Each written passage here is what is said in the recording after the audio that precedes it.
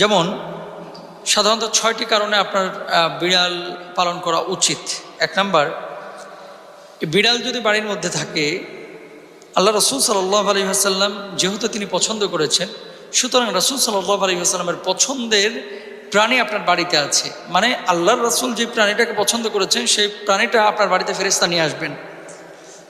দ্বিতীয়ত, নবীজি সাল্লাল্লাহু আলাইহি ওয়াসাল্লাম যেহেতু পছন্দ করেছেন, আল্লাহর নবী যা পছন্দ করেছেন সেটা কিন্তু আল্লাহ পছন্দ করেন, তাহলে আপনাকেও সেটা পছন্দ করা উচিত।